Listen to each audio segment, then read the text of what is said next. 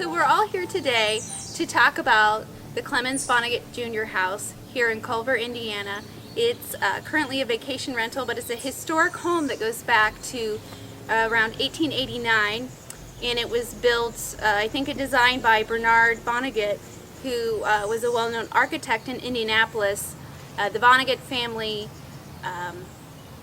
ran Vonnegut Hardware. They started that around 1850 in Indianapolis. My name is Kathleen Mulder, and I've been an Indiana historian for about 6 years now, and just have a love of genealogy. And I'm here with a few friends, and history friends that I've gotten to know over the last few years. So, Jeff, why don't you take it away? Sure. Well, I'm Jeff Kenney. I grew up in the Culver area, and so some of these areas are sort of hallowed ground for me. For about a decade, I was editor of the local newspaper, Culver Citizen. I've done a lot of local history work on the board of the Antiquarian Historical Society of Culver, and am museum and archives manager for Culver Academies. And of course, I've known the owners and those of us who kind of interface with the Vonnegut House for several years now, and so I've had a relationship with the place from a little ways back. Yeah. And Kathleen. Yes, I'm Kathleen Aman. I'm the current rental representative for the Vonnegut House, so I handle all of the families that are coming in for their vacations and taking care of the house in between times, coordinating maintenance and lawn care and all of the day-to-day things that need to happen in the house. And you do a great job at it. And then we have Garner too. Yeah, so I'm an architectural historian here in Indiana, and have a consulting business on preservation projects, and was brought into the Vonnegut House as a consultant to kind of work through preserving those important features of the home. Well, thanks for being here. I think we just mainly want to talk about I guess what we love about the Vonnegut House and what's unique about the Vonnegut House. I can tell you, I think the first time I heard about it was maybe 2014. The Vonnegut House, I guess, was purchased in 2013, and so I heard about it about a year later. I was working at the Indiana Historical Society and got a call from an old friend wondering if we had anything about the Vonneguts or the houses. The cottages like Maxinkuckee. And so I was like, well, let me see. So I went up to the stacks and I looked in a photograph album, and I found a photograph that was labeled C. Vonnegut Cottage, and I snapped a pic and I said, is this the cottage? And he was like, that's it. And it turns out we actually also have at the Indiana Historical Society, we have diaries by a first cousin of Kurt Vonnegut Sr. So he wrote diaries about staying in this particular house, sleeping upstairs, going on the Vonnegut platform, which is in the distance, the Vonnegut Pier, which is below us, roasting marshmallows on the Vonnegut Pier. And tell something of the dates of those. I think that's a really interesting point. Yeah, so the diaries date from about 1902 to 1913.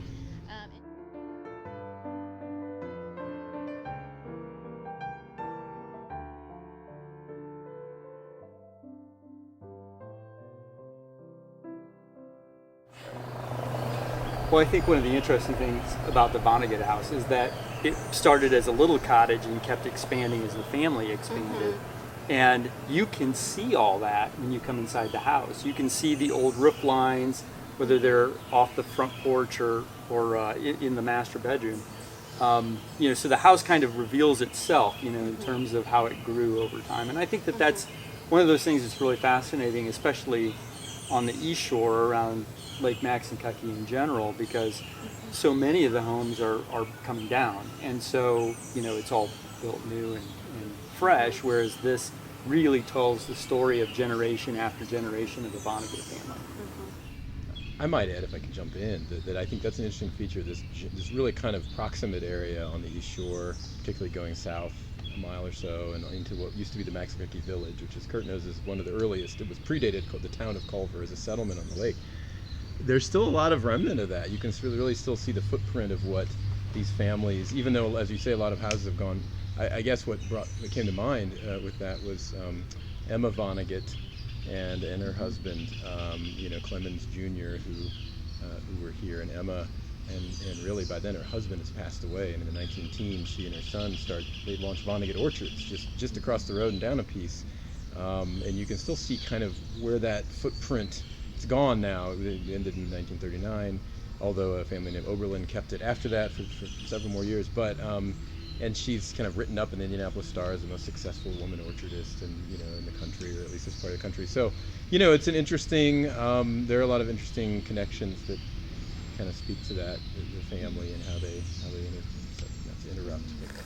Oh, and I should give a little more family background. So, Clemens Vonnegut Jr. Was the son of Clemens Vonnegut Sr., who was what we call a 48er from Germany. He immigrated to Indianapolis. He may have come through New York, I think, and set up Vonnegut Hardware in Indianapolis. And he had 4 sons. They were Clemens Jr. was the oldest, and then there was Bernard. So Clemens Jr. was involved in the family business, but also worked for a casket company. He was in the Indiana General Assembly in 1895. And then Bernard Vonnegut was an architect. So he studied architecture in Germany and in the United States. And then they had 2 other sons, which I'm blanking on right now. Franklin and, is it Theodore?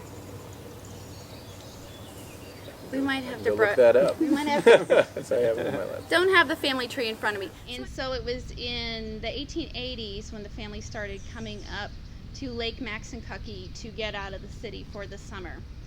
And they established these cottages. So the Clemens Vonnegut Jr. house, and then one north of that was Bernard Vonnegut's house, and then one north of that was Franklin Vonnegut's house. So they kind of had like a little family compound here. Yeah, so those were 4 sons. So 2 of those sons married 2 sisters.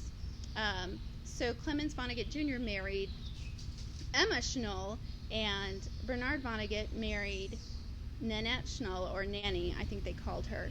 So you had, 2 families that were extremely close, and those cousins were extremely close. Yeah. Do you want to throw them in? Oh, yeah. German. That's an right. interesting point. The German, kind of successful German family. Yes. So the Schnoll family, and then they had another daughter, Julia Schnoll, and she married a man named J. George Mueller, and they also have a cottage called Hilarity Hill, which is just south of us. But before that cottage was built, everybody stayed here, and there are several rooms to sleep in upstairs.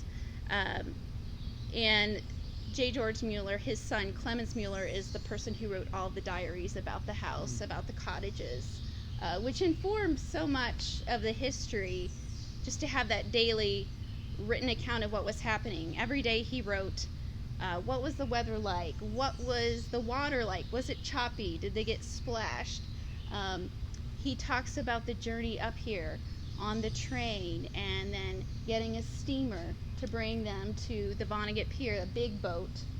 And then they would come to the Vonnegut Pier over from Culver, from where the railroad is. I even loved reading that they would sailboat maybe to Culver and get ice cream, or they'd walk, of all things, to Plymouth and get ice cream while in Plymouth. These little daily rhythms of their life. And another thing they did, Clemens Mueller and his cousin Kurt Vonnegut Sr., they were preparing to swim the length of the lake. And then we find out later that Kurt Vonnegut Jr. also did that with his brothers and sisters. In fact, he wrote a note to his cousin and said, and I became a man. That was like their rite of passage, right? Yeah.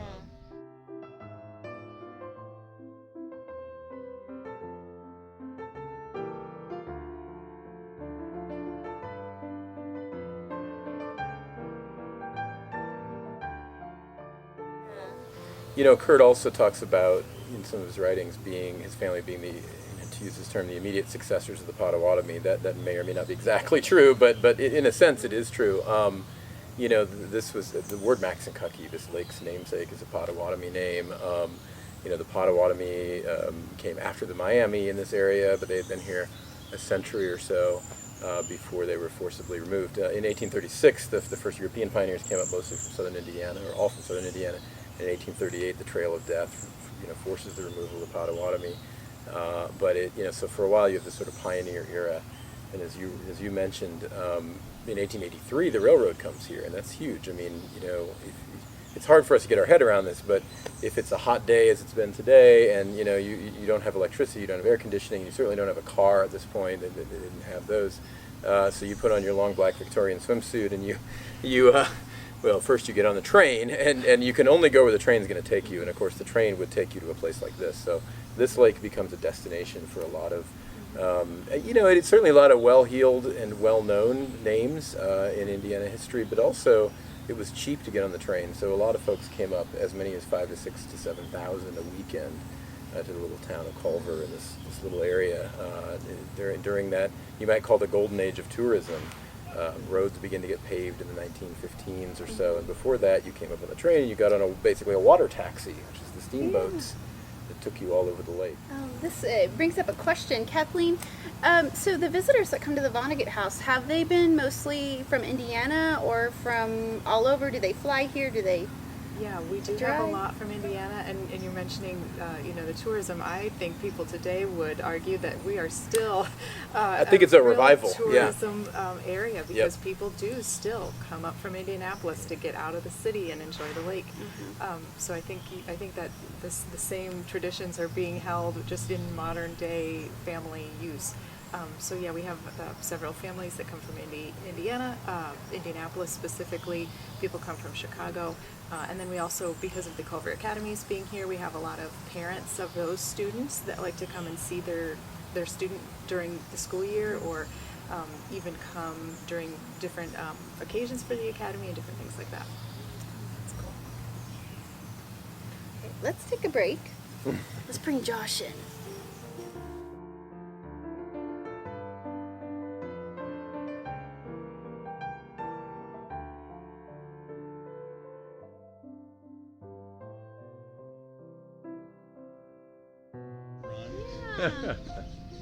Yeah, so earlier I was talking about my involvement in the house, and when I first got involved, it was through a friend and some Culver alumni partners, and one of those partners just happened to be a classmate of mine from DePaul University, and it's Josh Clemens. Hi, Kathy. Good to see you again. Yeah. Only been 20 years. 20 some odd years, yeah. 20. Almost, yeah, 20. You didn't come to our 20th reunion last year. No, I've got to get back. I haven't been back to a college reunion yet. Shame on me. So. Yeah, it was good. But anyway, so yeah, Josh, tell us just a little bit about how you became involved in the house. Well, basically got a random phone call from a classmate, a friend from Culver Military Academy, and he propositioned me and said that one of our other mutual friends had this house that he was interested in, and that was a really interesting house, had a lot of history to it, built in 1889, and owned by the Vonnegut family, and specifically tied to Kurt Vonnegut Jr., the author, and so that piqued my interest. But as time was kind of the essence. That the house was a couple weeks away from the wrecking ball. It had already kind of been stripped of some of its historical hardware and whatnot, and so I kind of took a deep breath and thought, well, this is kind of a once in a lifetime opportunity, but let's do it the right way. And I helped kind of bring some of our other friends on board, and just tried to go into it with eyes wide open about all the pitfalls that could come with going into business with friends.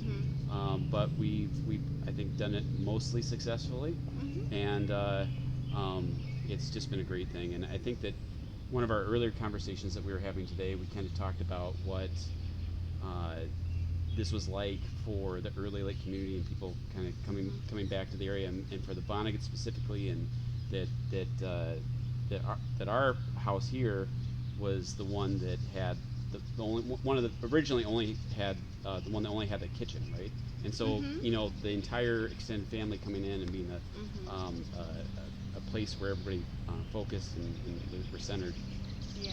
And so that's where I'm trying to get to, really, is just that that's what it's been like for us as partners to come back, both when we were initially working on the house and getting it ready for rentals and to bring others in.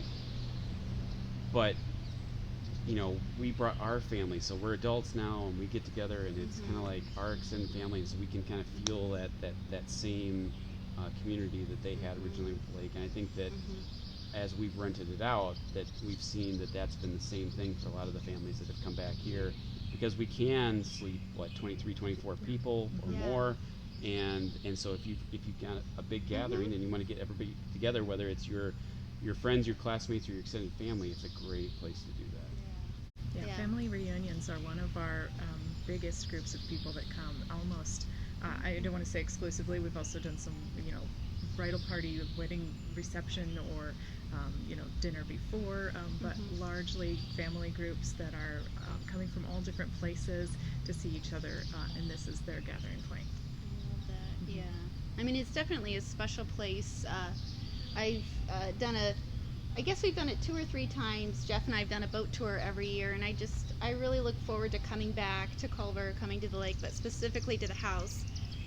Just driving up East Shore Drive, and you can just kind of smell the lake, you can feel the lake. I always roll down my window when I turn onto East Shore Drive when I drive up from Indianapolis, and I get here, and it's almost like, I don't know, it's just such a special place. And I think part of that is, it's because of the connections I have also to the people who are involved, who were involved in saving the house. And now I've made new friends because of the house, and Kathleen and Jeff.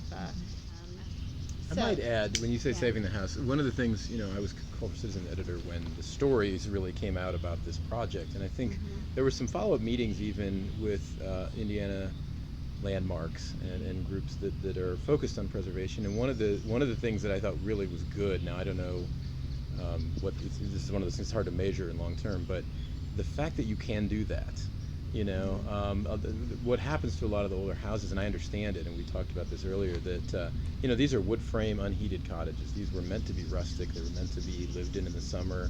They'd usually come in Memorial Day and leave on Labor Day, you know, and so, you know, if you're going to come here today and try to make a home either year round or even in the summer, the tendency is, you know, the cost and the hassle of, you know, kind of moving that into a modern usable space is a little bit prohibitive.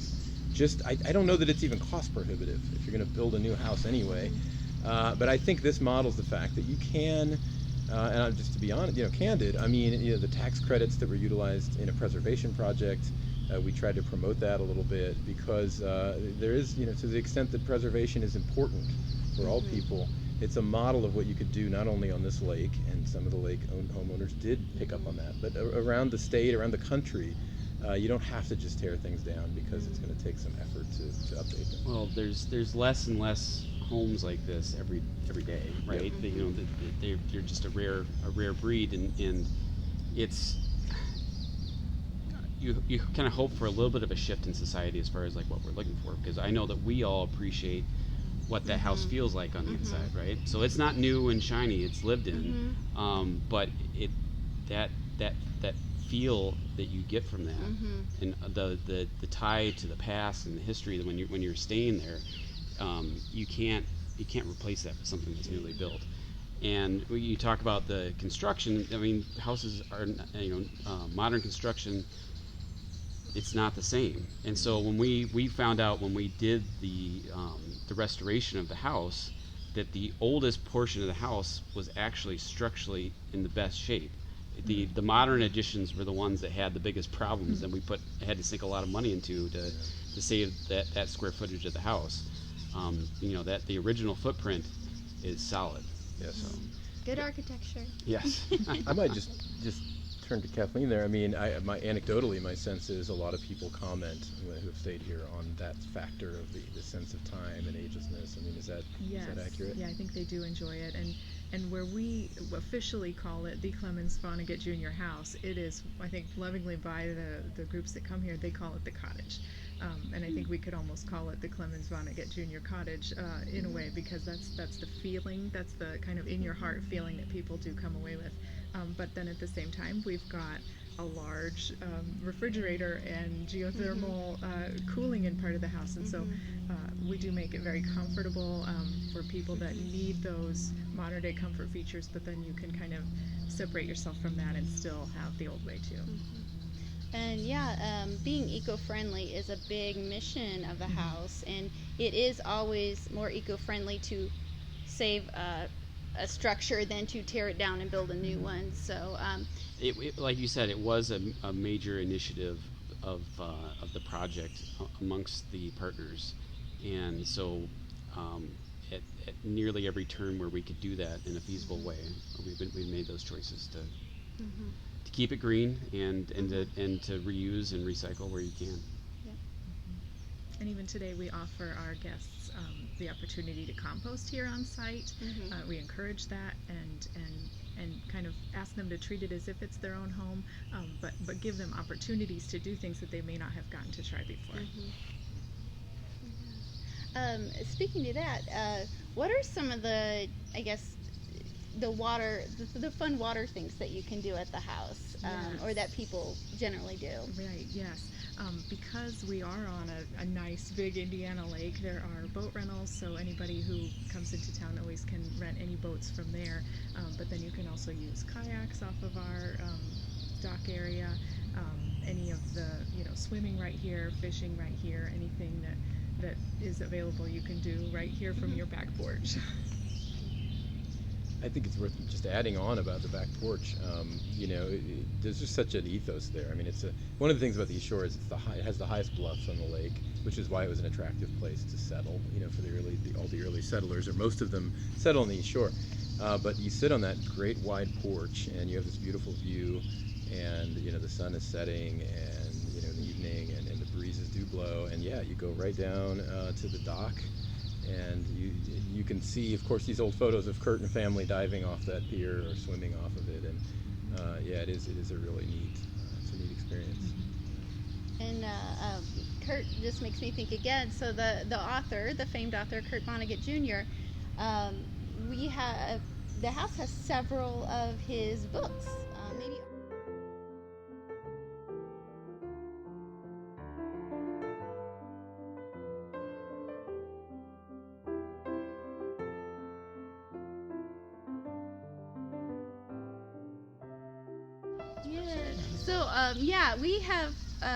We were just talking about that there's a little library inside with many of Kurt Vonnegut Jr.'s books.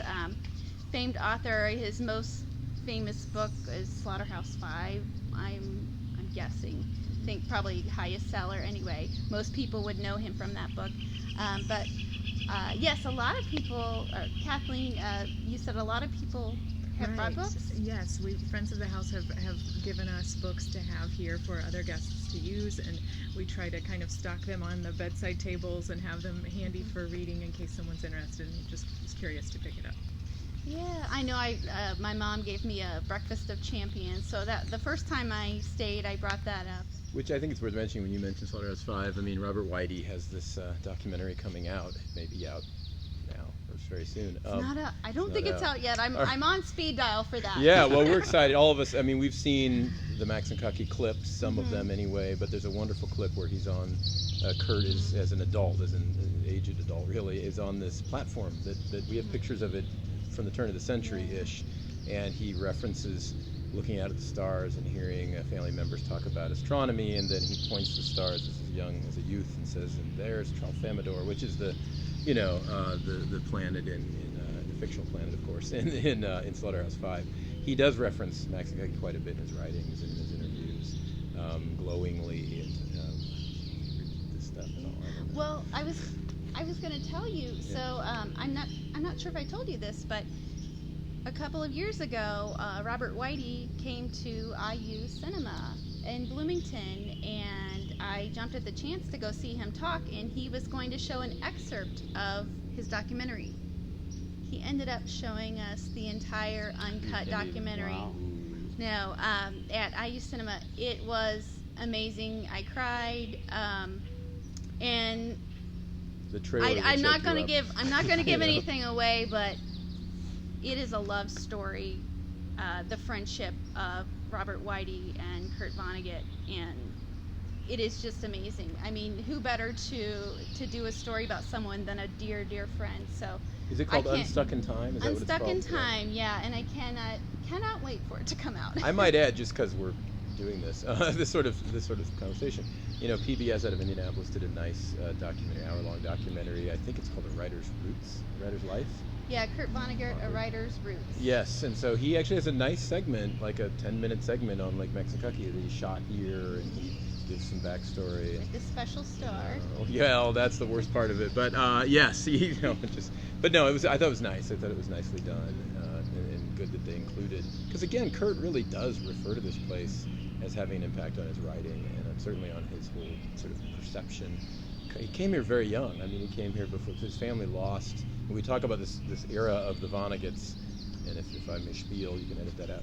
You know, they're cousins. I mean, you mentioned the Schnulls, and Katie Rasmussen is his cousin that stayed here the longest, really. And I always, by the way, she had a great quote about the Vonneguts. She said they came to the wilderness and built tennis courts.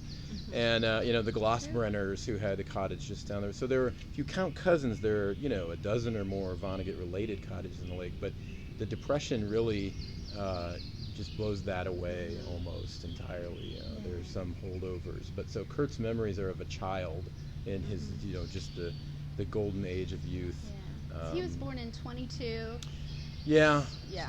You know, and we could look into exactly what year this house fell out of the family.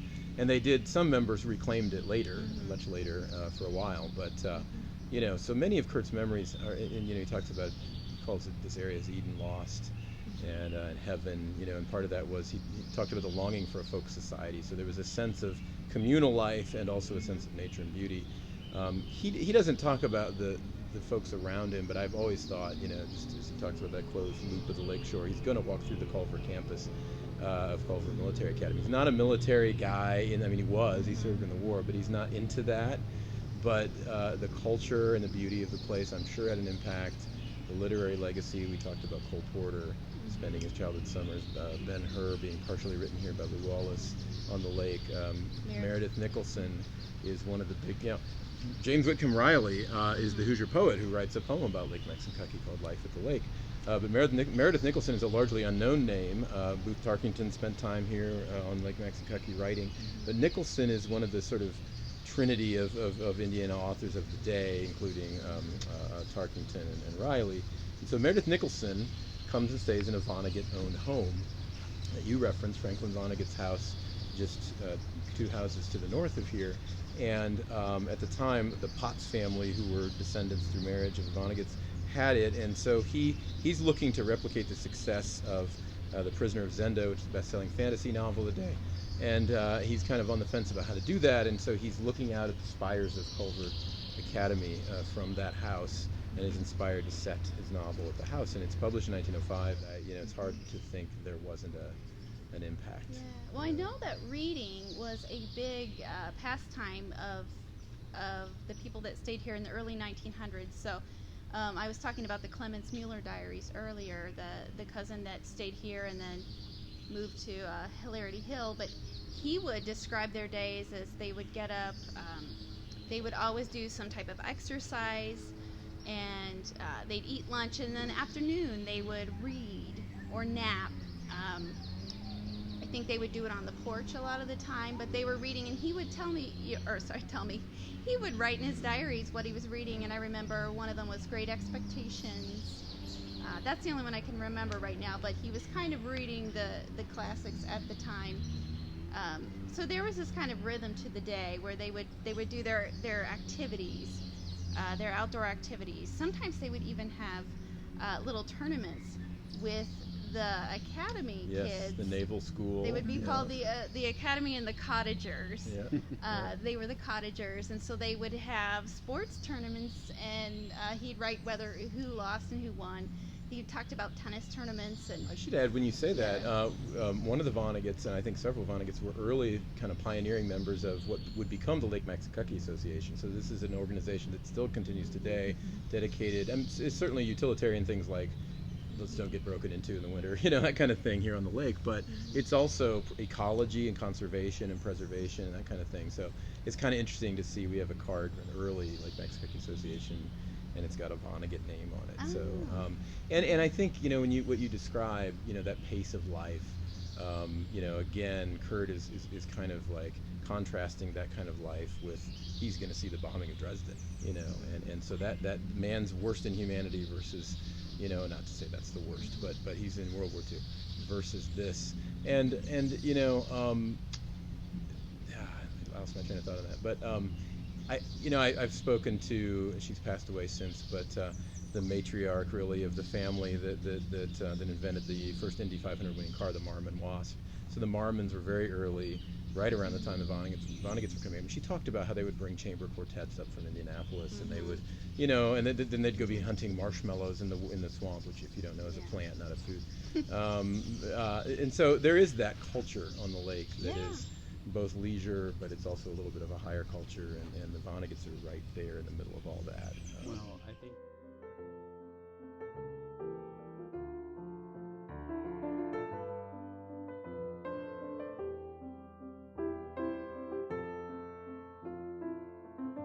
Something that kind of leads into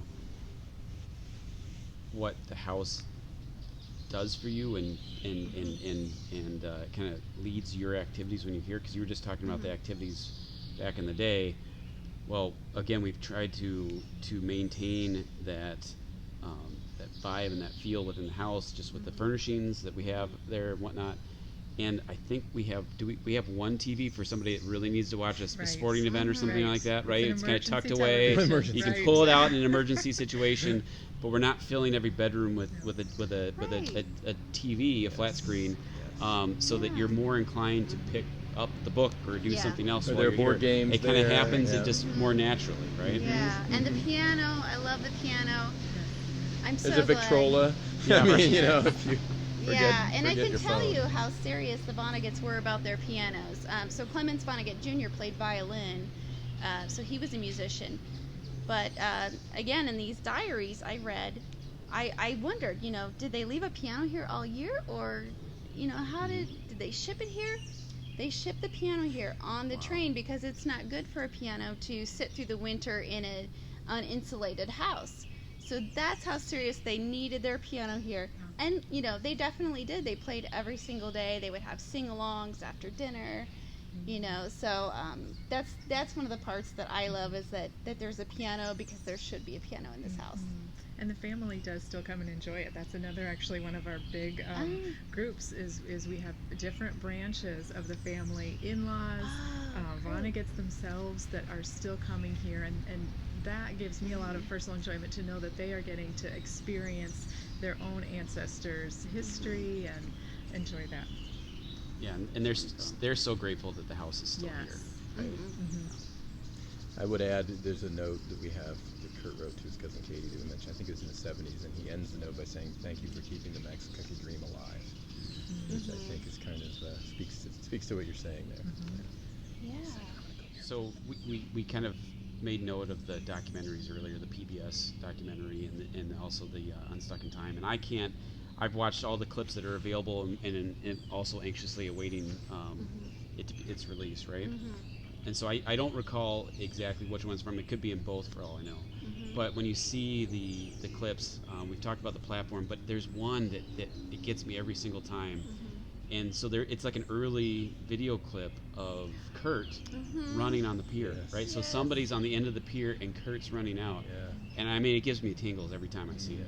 Yes. And the pier looks just the same, the lakeshore looks just the same.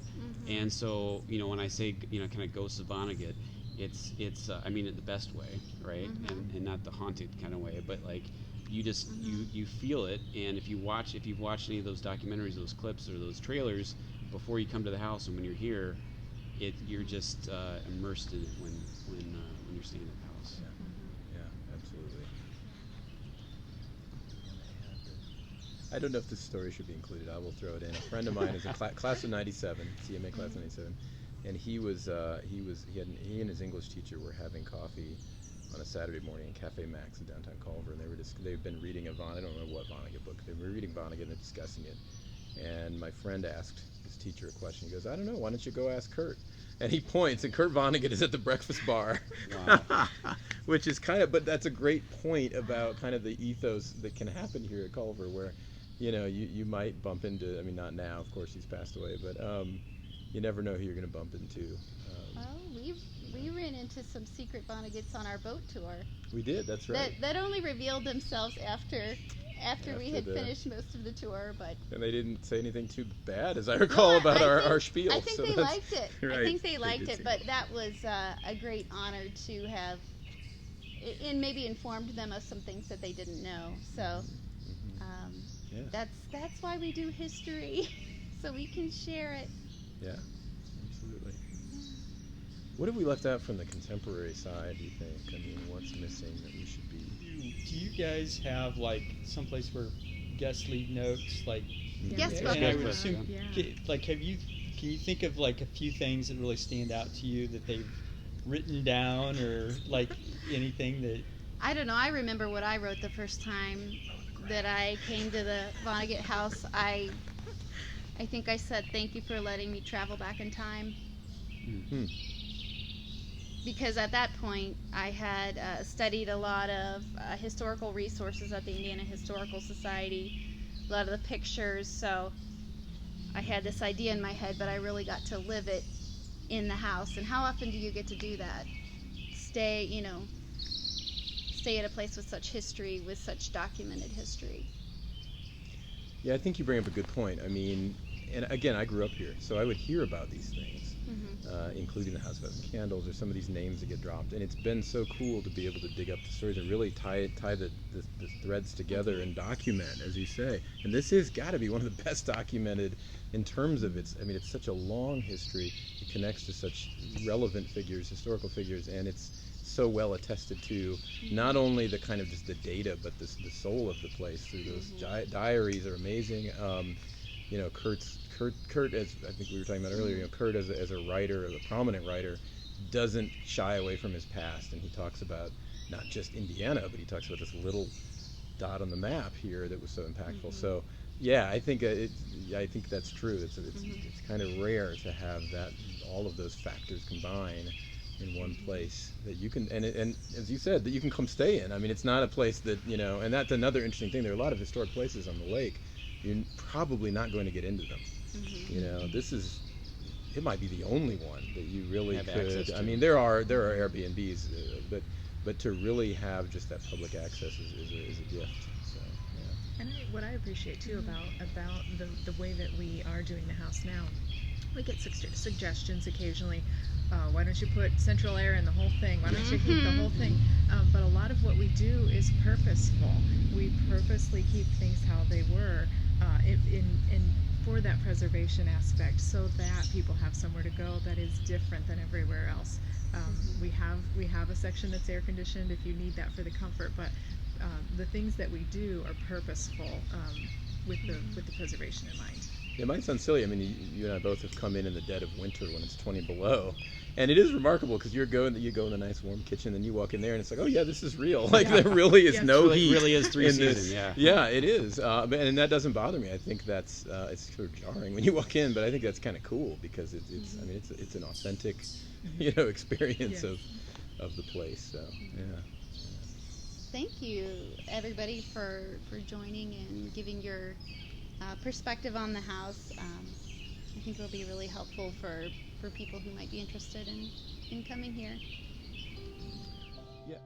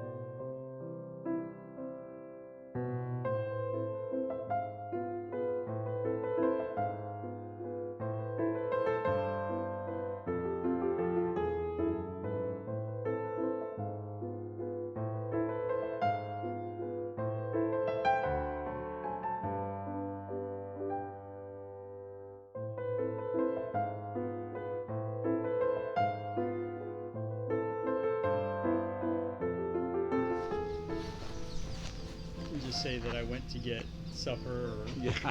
Kurt will be right back. He did a beer run. Yeah.